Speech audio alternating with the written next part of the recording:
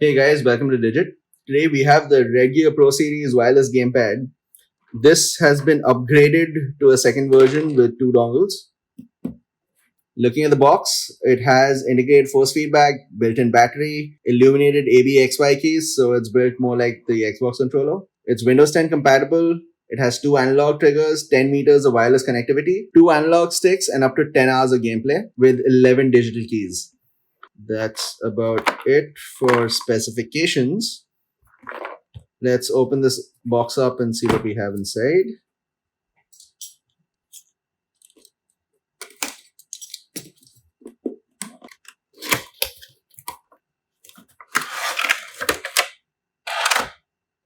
That's the controller itself, and instruction manual telling you how to use the controller. You have what seems like a driver disc, but it's not labeled. And let's take a look at the controller itself.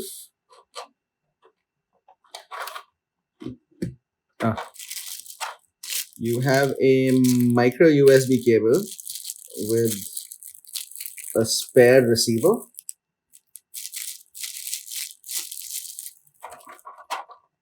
And a second receiver with the box.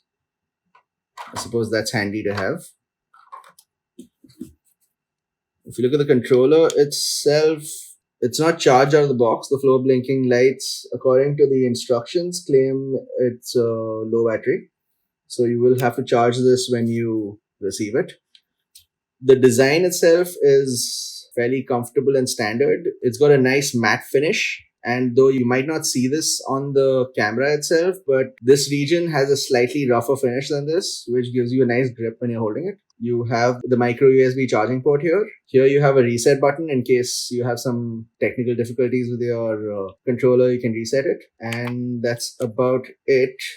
It's a rather funky looking controller. It's got a nice black and red finish and seems to be rather sturdy built.